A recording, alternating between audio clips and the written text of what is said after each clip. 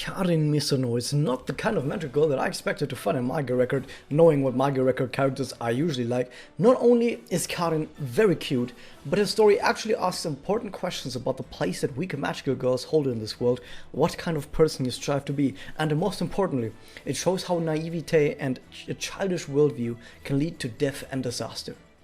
Hello everyone, I'm the Rosiel, and today we'll be looking at another well-written character that has more depth to them than you might have thought at first. Our view at Karin's story begins with Karin and Aina sitting in their club room at school, with Karin drawing manga and Aina drawing art.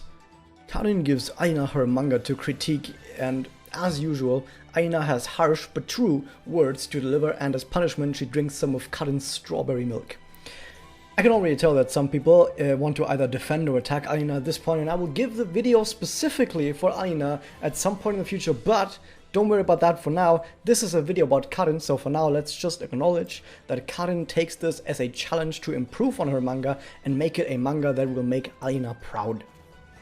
Back at home, Karin then chats with her grandma and they talk about their favorite manga, Phantom Thief Magical Kirin, who is a magical thief that stops evil by stealing artifacts to do evil things. And yeah, I'm sure there's a Persona reference in here somewhere. Do your own reference here. I'm gonna take this opportunity and jump ahead in her MSS here and mention that before Karin became a magical girl, her family was about to fall apart because her grandma was suffering from kleptomania, which is not just a funny word, but also an actual medical condition. And I actually knew someone personally who suffered from this disease, and let me tell you, actually living with someone like that is a lot less funny than the word.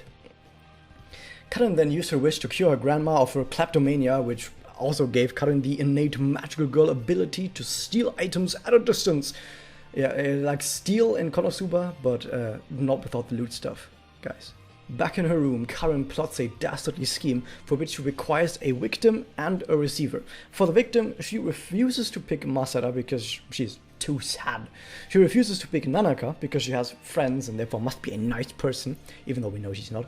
And ultimately, she decides to pick up Yachio, who is both a bit sad but not too sad and also doesn't have any friends. For the receiver, she picks the most pitiful magical girl in all of Kamehama, Natsuki Kaede. With that decided, Karin sets out to trick Yachio and treat Kaede, because she's the magical girl born of Halloween. Karin manages to find Yachio just as she has defeated a witch and gathered a grief seed, which Karin promptly steals from her. I also need to bring up that Karin suffers from a very serious disease, a disease that threatens many lives and brings death to those that have it. It is called being a Chuni. Chuni is short for Chunibyo, which in English means something like second grader's disease.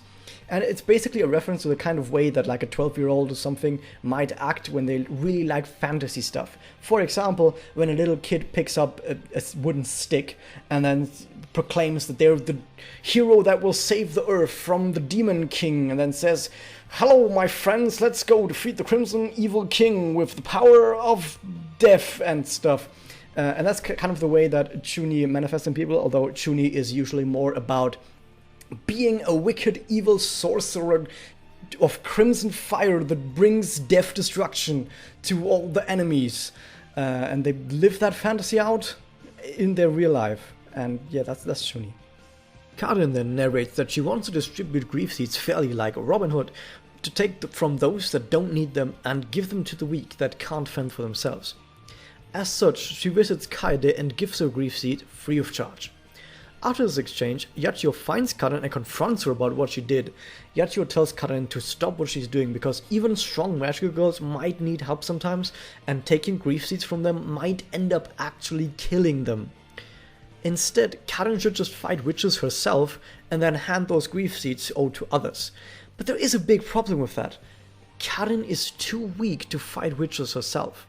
The next day, Karin is distressed over this and can't stop thinking about this exchange, so she incorporates this exchange into her manga, which also is a thinly veiled self-insert of her own into her own manga.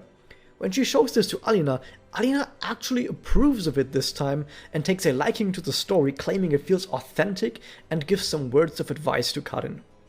With both Alina's and Yachio's advice, Karin tries to solo fight a witch, but fails as she has many times before in the past, and she ends up actually having to be saved by Kaede, who gives her a grief seed.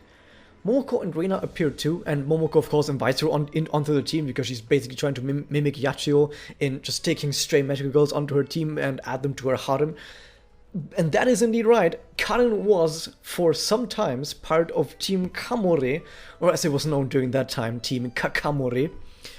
For a while though, Karin was finding some success fighting as part of Team Kakamore, but that wasn't long-lived, because Karin believed that this turn of events was to be the correct outcome for her development as a magical girl, and she incorporates this into her manga again and asks Alina about it, but Alina absolutely destroys the manga and gets angry with Karin and drinks Karin's milk again.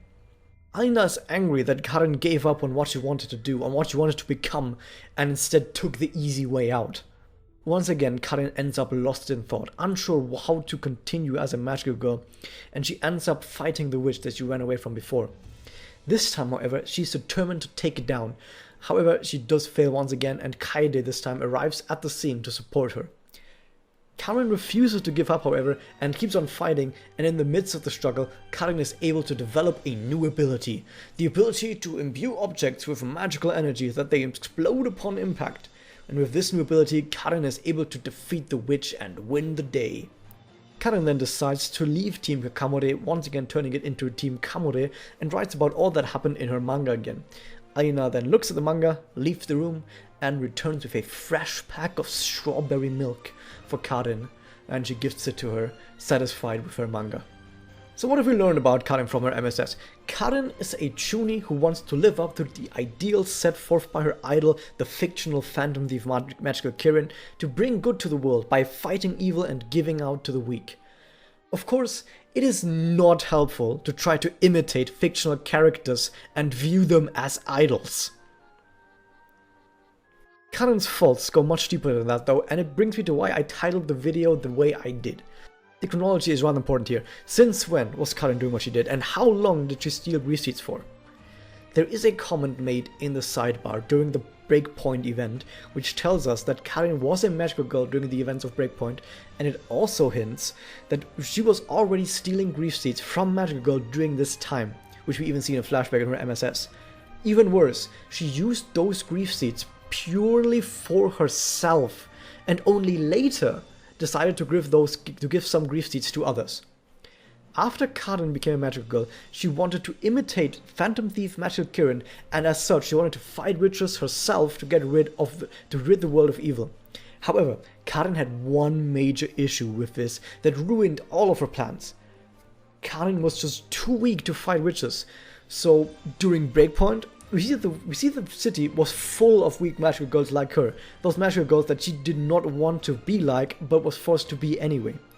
All fighting for survival by teaming up with others or using underhanded tactics to help themselves to grief seeds, as well as often getting into conflicts with other magical girls. Karin was struggling to survive under these conditions, but also didn't want to join a team because Magical Karin doesn't have a team, so she does everything on her own. The only thing left to do for Karin was to use her innate ability to steal grief seeds from other magical girls and then to use them herself so that she could survive. Of course, this was likely a contributing factor to the chaos and strife between magical girls in Breakpoint. It's probably not an exaggeration to say that Karin's thievery added fuel to the flames of those times and made magical girls fight each other more and more. It is this simple fact, coupled with the fact that Karin and Kanagi are actually pretty good friends, that makes me long for that one time when Kanagi would actually find out that Karin was stealing grief seeds from magical girls during Breakpoint event, the same time when Kanagi and all the other veterans of Kamehama were trying their hardest to keep peace, only to ultimately fail and lose all those magical girls to the Magus afterwards. Everyone wants a confrontation between Magus, Alina, and Karin, and fanfics have been written about that, and fan dojins and stuff like that. But just imagine if during the events of, for example, Samakyoku event, while they were stranded on that island, Kanagi not only found out that Karin is best friends with Alina, but also that Karin was also a contributing factor to the war in Breakpoint. I actually had this idea for a scene where Kanagi would figure out just the information about what she did during Breakpoint and then force Karin to basically be subject to a mind reading from Kanagi in order to determine what sort of punishment Karin should receive for what she did, because Kanagi would like to know if Karin was doing all of these things with good intentions or not. But at the same time, maybe Karin does not want to have her mind read because she knows that she has information on Alina, and Kanagi might use that information in order to hunt Alina. Meaning that Karin might disagree to having her mind read because she wants to protect Alina, and Kanagi would really push for the mind read in order to figure out exactly what she did during Breakpoint. That would be an absolutely amazing scene, and I would love to see that. Sadly, that is a scene that would cause a major conflict between two protagonist characters, and that would also require character growth from both characters to be resolved and actually has a meaning for the main story, and all of those factors combined means that we are definitely not ever going to actually get a scene like this, because F4 Samurai just doesn't do scenes like this. They just want to play it safe and keep everything encapsulated in the status quo. It does become clear, however, that Karin was a straight-up villain, and a rather effective one at that, both stoking the fires of conflict as well as robbing people of their hard-earned rewards, potentially even killing people, while also enriching only herself in the process, since it was only later that Karin decided to give free seats to others as a way of sort of retroactively rectifying what she did.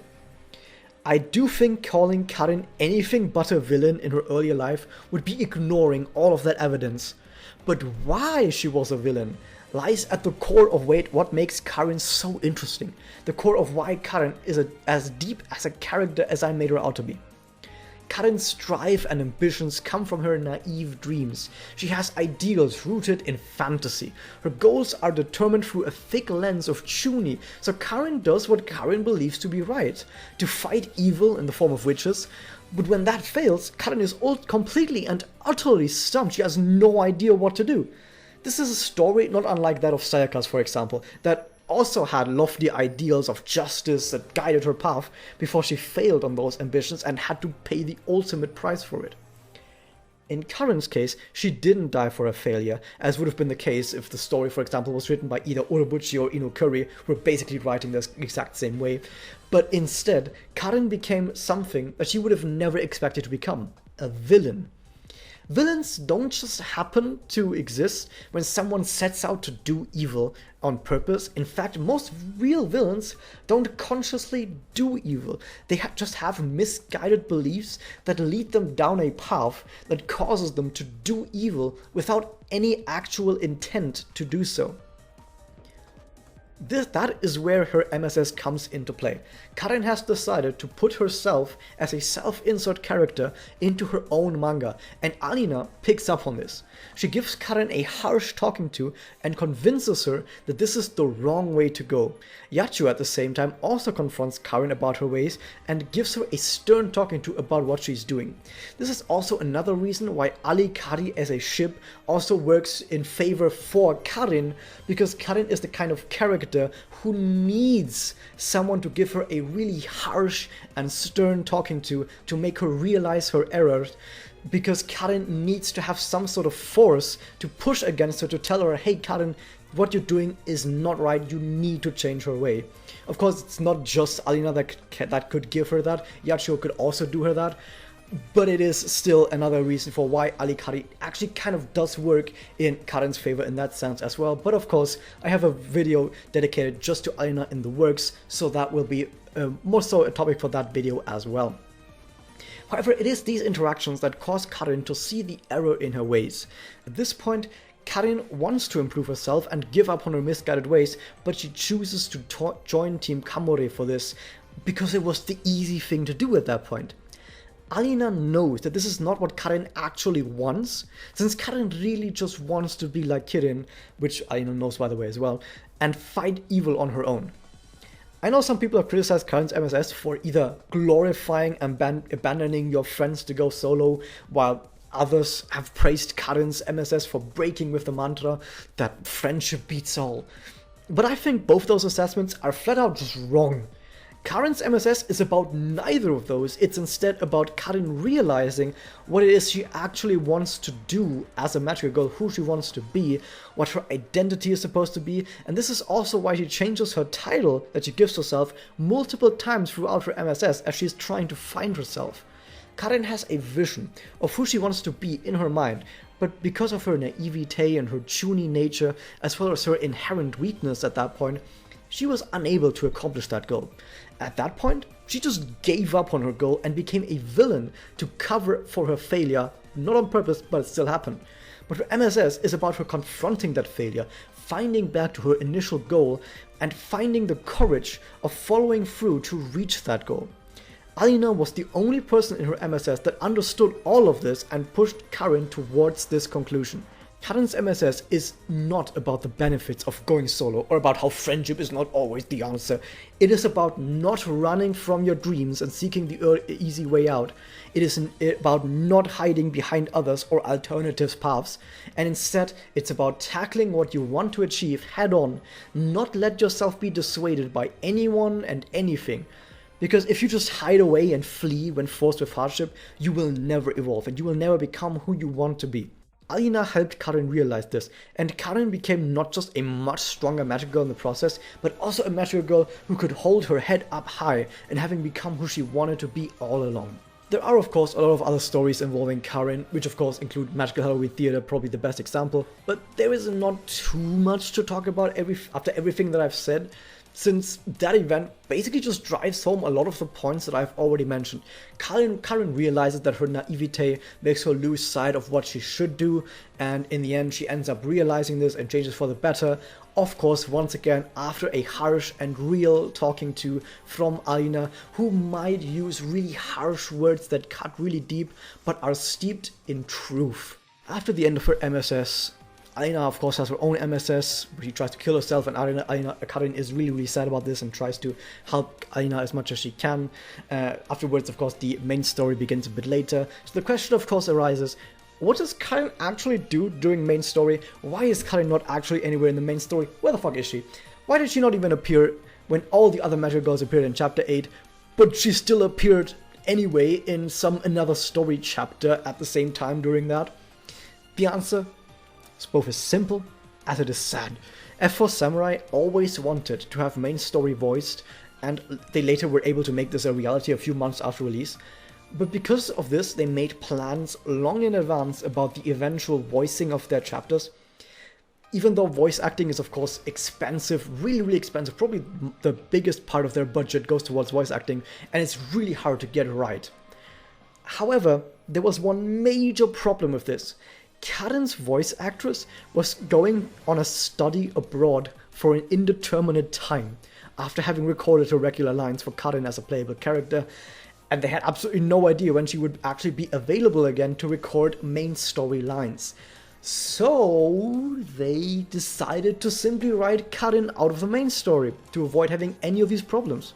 We don't have any official information on this, because we simply don't have any official information on anything, especially regarding Karin, but it is by far the most likely and realistic theory, with every single puzzle piece lining up with this theory exactly. I mean, we do know that the voice actress did study abroad for basically that time, so everything fits perfectly. It's a simple, probably true explanation, but it doesn't make it any less sad. And the reason why she was allowed to be in another story segment, because those aren't voiced and they're never going to be. That said, Karin's voice actress did become available again, and now after chapter 10, Karin actually has joined main story continuity in Iroyachi's login story, where she finds out stuff about Alina and all that stuff, all the things like, oh my god, I can't wait for Karin finding out this and that, and for the rest of the team finding Karin, and I can't wait for Karin to be relevant to main story. That happens in Iroyachi's login story, and we didn't get it on NA. But hey, at least we can all rest assured that there's more Karin now actually part of main story coming up in the future with Arc 2.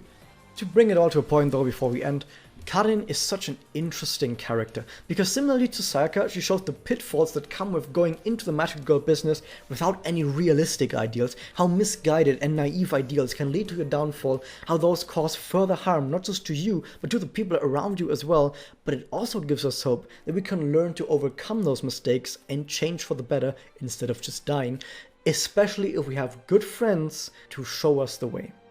With this, we have arrived at the end of this video. Thank you everyone for watching. If you enjoyed this, please like, comment, favorite, and subscribe, especially. I was Yellum, and I will see you guys next time.